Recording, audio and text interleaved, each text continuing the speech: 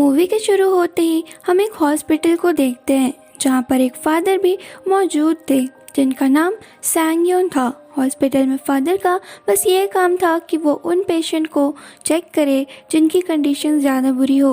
वहीं पर एक पेशेंट भी था जिसकी कंडीशन काफ़ी ख़राब हो रखी थी और फादर उसे अपनी लाइफ की स्टोरी सुनाने लगते हैं। तो वो पेशेंट उनसे रिक्वेस्ट करता है कि आप प्लीज़ मुझे फ्लूएंट बजाकर सुना दीजिए। पर जब तक फादर अपना फ्लूएंट लेकर आते वो पेशेंट दर्द से अपना दम तोड़ देता है।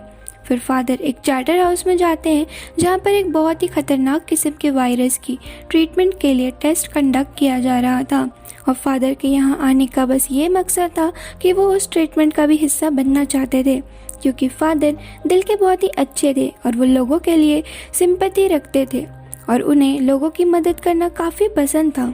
वहीं पर एक सीनियर फादर सैंग से कहते हैं कि ये एक्सपेरिमेंट काफ़ी डेंजरस है, इसमें तुम्हारी जान भी जा सकती है। मगर फादर सैंग योन अपनी जान की परवाह ना करते हुए वो एक्सपेरिमेंट के लिए राज़ी हो जाते हैं। इस एक्सपेरिमेंट के लिए फादर के अंदर वही खतरनाक वायरस इंजेक्ट किया जाता है और इस वायरस के ट्रीटमेंट के लिए फादर के अंदर एक गर्भ पेशेंट का ब्लड ट्रांसफ़र किया जाता है। पर बदकिस्मती से ये एक्सपेरिमेंट फेल हो जाता है और 1 महीने के लिए फादर को चार्टर हाउस में ही रखा जाता है। कुछ दिन गुजरने के बाद फादर पर उस वायरस का साइड इफ़ेक्ट दिखाई देने लग जाता है। फिर फादर सैंग अपना फ्लूएंट बजाने लग जाते हैं, तभी उनके मुंह से बहुत ही ज़्यादा खून निकल पड़ता है और वो फ्लूएंट भी टूट जाता है। फिर सारे डॉक्टर्स फादर पर ब्लड ट्रांसफ़र करते हैं और उसके बाद फादर की काफ़ी फास्ट रिकवरी हो जाती है और वो ठीक भी हो जाते हैं।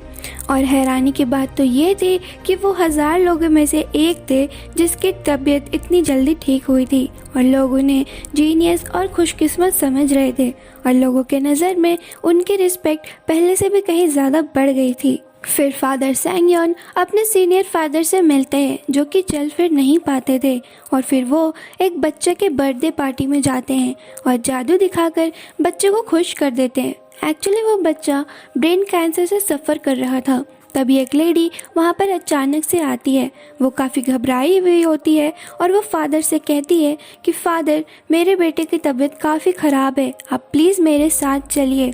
फादर उसके घर जाते हैं तो वो देखते हैं कि वो लड़का और कोई नहीं बल्कि फादर के बचपन का फ्रेंड होता है जिसका नाम कैंगवो है। कैंगवो की एक वाइफ भी होती है जिसका नाम ताइजो था। कैंगवो की मदर फादर सैंग को डिनर पर इनवाइट करती है और यहाँ पर हम नोटिस करते हैं कि फादर सैंग कैंगवो की वाइफ में इंटरेस्टेड होने लगे थे। कैंगवो भी अब काफ़ी हद तक ठीक होने लग गया था, वो अपने घर आ चुका था। फिर हम देखते हैं कि 3 लोग कैंगवो से मिलने आते हैं, जिनमें से एक तो कपल होता है और दूसरा एक पुलिस ऑफिसर था। वो लोग फादर से भी मिलते हैं। फिर वो मिलकर डाइस गेम खेलने लग जाते हैं, पर तभी कैंगवो अपनी वाइफ के साथ थोड़ा मिसबिहेव करता है, वो भी सबके सामने, जो कैंगवो को भी बिल्कुल पसंद नहीं आता। फिर फादर जब अपने घर जाते हैं तो उन्हें बहुत ही अजीब सा एहसास होने लग जाता है और वो देखते हैं कि उनके ब्लड सेल्स कन्वर्ट हो रही है। फिर फादर बेहोश हो जाते हैं और जब वो उनकी आंखें खुलती है तो वो एक वैम्पायर बन चुके होते हैं। बट द क्वेश्चन इज, आखिर फादर वैम्पायर कैसे बने? एक्चुअली उस फेल एक्सपेरिमेंट की वजह से फादर पर काफ़ी बुरा असर हुआ है और वायरस के ठीक करने के लिए फादर के अंदर जो ब्लड ट्रांसफॉर्म की गई थी उसने भी काफ़ी बुरा असर किया था, जिसका नतीजा ये हुआ कि फादर एक वैम्पायर बन चुके हैं अब। और जब फादर एक पेशेंट को मिलने जाते हैं तो उस पेशेंट का ब्लड देखकर उन्हें अंदर ही अंदर वैम्पायर जागने लग जाता है। पर शुरुआत में वो तो खुद को कंट्रोल कर लेते हैं, पर धीरे धीरे उनकी बेचैनी बढ़ती ही जा रही थी। और यहाँ हमें पता चलता है कि फादर के फेस पर हुए वायरस के सिम्टम्स तभी जाएंगे जब वो खून पिएंगे और अगर उन्होंने ब्लड ना पिया तो वो सिम्टम्स वापस आ जाएंगे। और अब जब फादर वैम्पायर बन चुके हैं तो उनके पास काफ़ी पावर्स भी आ गई थी। वो अगर बिल्डिंग से भी जंप करते थे तो उन्हें कुछ भी नहीं होता था। ताइजो को नींद में चलने की आदत होती है और वो चलते चलते फादर के पास पहुंच जाती है। फिर हम देखते हैं कि फादर अपने प्यास बुझाने के लिए खून जमा करने लग जाते हैं ताकि उन पर मर्डर का इल्ज़ाम ना लगे। फिर जब फादर कैंगवो के घर जाते हैं तो फादर और ताइजो को एक दूसरे से प्यार हो जाता है। फिर ताइजो अपनी मदर इन लॉ से एक रात हॉस्पिटल में स्टे करने की परमिशन मांगती है और वो हॉस्पिटल में फादर से मिलती है और वो दोनों अपने इमोशंस को कंट्रोल नहीं कर पाते हैं। फिर फादर ताइजो से कहते हैं कि मैं तुमसे बहुत प्यार करता हूँ और मैं तुमसे कुछ भी नहीं छिपा सकता, और वो अपनी वैम्पायर होने वाली बात ताइजो को बता देते हैं। ये सुनकर ताइजो घबरा जाती है, पर फादर उसे रिलैक्स कराते हैं और कहते हैं कि हम कहीं दूर चले जाएंगे और एक दूसरे के साथ रहने लगेंगे और अपनी लाइफ में बहुत ही खुश रहेंगे। पर ताइजो कहती है कि मैं तुम्हें इससे भी अच्छा आइडिया दे सकती हूँ, तुम मेरे हस्बैंड को मार दो और उसके बाद हम लोग अच्छे से ज़िंदगी बिता पाएंगे आज़ादी से। पर फादर उसके बात पे रिस्पॉन्स नहीं करते। फिर फादर ताइजो को लेकर बिल्डिंग से जंप करते हैं। ताइजो काफ़ी इंजॉय करती है। फिर फादर सैंग अपने सीनियर फादर से मिलने जाते हैं, जहाँ पर वो सीनियर फादर कहते हैं कि तुम मुझे अपना वैम्पायर ब्लड दे दो ताकि मैं आखिरी बार अपनी अंधी आंखों से इस दुनिया को देख सकूं। पर फादर सैंग मना करते हुए कहते हैं कि अब मैं फादर नहीं रहा, अब मैं वैम्पायर हूँ, इसलिए मैं अपना ब्लड किसी को भी नहीं दे सकता। फिर फादर सैंग ताइजो के गर्दन पर एक चोट लगा देखते हैं और वो पूछते हैं कि क्या ये चोट कैंगवो ने तुम्हें दी है, जिसके जवाब पर ताइजो हाँ कहती है और फादर को काफ़ी गुस्सा आ जाता है। फिर ताइजो, फादर और कैंगवो एक रिवर में जाते हैं और फादर अपना बदला लेने के लिए कैंगवो को पानी में डुबाकर मार देते हैं, और जिसके बीच ताइजो को भी चोट लग जाती है और फादर उसे भी पानी में फेंक देते हैं और भाग जाते हैं। ये सब उन्होंने इसलिए किया ताकि उन पर पुलिस का शक ना जाए, उन्हें बस ये लगे कि ये बस हादसा है, ना कि मर्डर। फिर सैंग अपने सीनियर फादर से मिलने जाते हैं, जो कि फिर से फादर से उनका वैम्पायर ब्लड मांग रहे थे ताकि वो भी दुनिया को देख सके।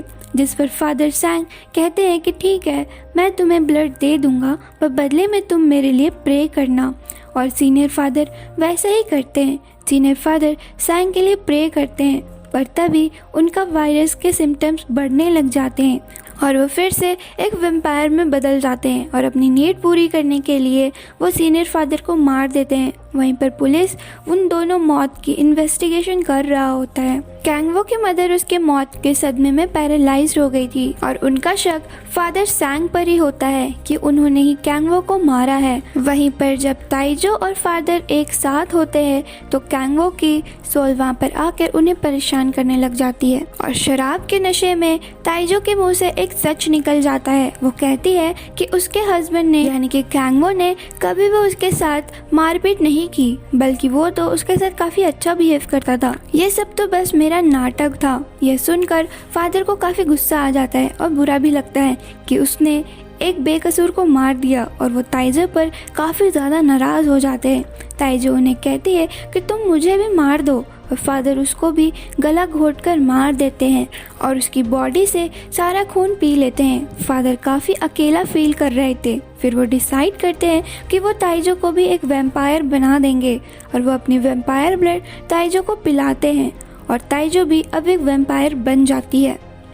कैंगवो की मदर भी सब कुछ देख रही होती है और ताइजो अब एक बहुत ही खतरनाक वैम्पायर बन चुकी थी और वो लोगों को मारकर उनका ब्लड पी रही थी। पर फादर को ये देखकर बिल्कुल भी पसंद नहीं आता क्योंकि ताइजो अपनी नीड पूरी करने के लिए लोगों को मार रही थी। फिर फादर और ताइजो बिल्डिंग टू बिल्डिंग जंप करते हुए लड़ाई करते हैं। फिर हम देखते हैं कि कैंगवो के घर पर वही 3 लोग आए हैं और कैंगवो की मदर डाइस की हेल्प से कुछ बताने की कोशिश करती है और वो उन्हें बताती है कि ताइजो और फादर ने मिलकर कैंगवो को मारा है और ताइजो उनमें से एक को मारने की कोशिश करती है, जिसमें से फादर उसे बचाने के लिए आगे बढ़ते पर उनका कोई फायदा नहीं होता और वो खुद ही उसे मार देते हैं। फिर फादर ताइजो और कैंगवो की मदर को लेकर वहाँ से भागने का प्लान करते हैं और वो एक ऐसी जगह पर पहुँच जाते जो कि काफ़ी सुनसान थी। वहाँ उनके सिवा और कोई नहीं था और सूरज की किरण पड़ते ही वो मर जाते